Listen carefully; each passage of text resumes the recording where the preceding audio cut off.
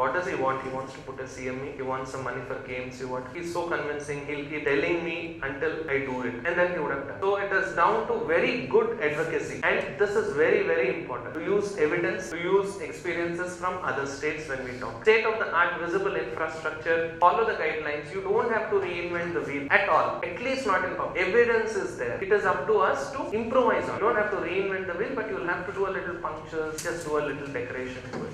But ensure that it works. That's very important. Capacity building is, please understand, in newborn care it's unlike the other sectors where we assume that people would know it. Here it is only an assumption. Do not build skill, it will not be sustained, and progress will be there only if there is sustained effort. Next, dedicated resources were there from NHM. We ensured that all these guidelines, everything was there both from UNICEF as well as Government of India.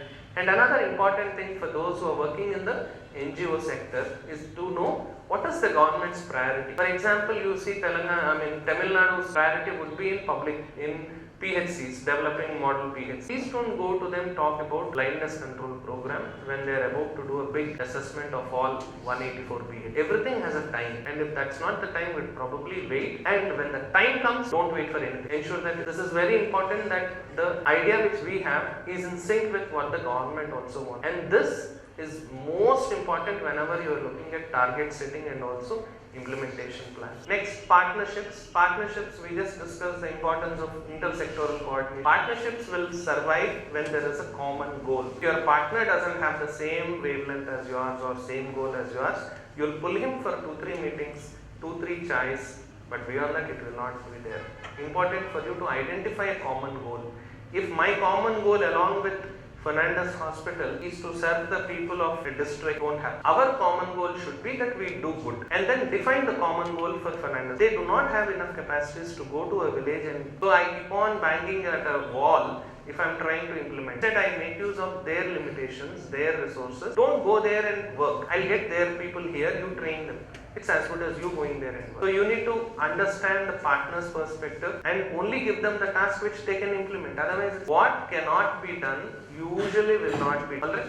Then sustain gentle pursuance from you. There are times when I would have said the same thing 20-30 times. But never have I really angered, never have I said it at a time. Whenever you take a stand stays for a long time, saying, I don't like this guy, I don't want to do that program, he's going to rub this on me. If I don't agree, he'll go to the commissioner or the secretary and ensure that this program comes. If I'm not releasing funds, he'll come through that guy.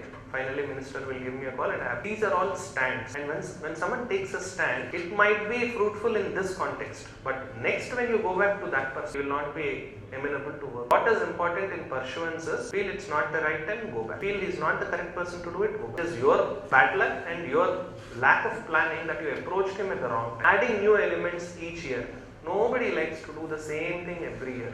People like, this is what I did about 3 years back. When people were bored with that same NSSK and Fbnc, what we did instead was broke it up into 2 segments. Because of me breaking into new 2 segments, we did the same training. Instead of 2 days, we did a 1-day thing. Budget was the same, certificate was the same, but people at least got interested. And everyone likes a new stuff. So this year we have started CPAP training, KMC training.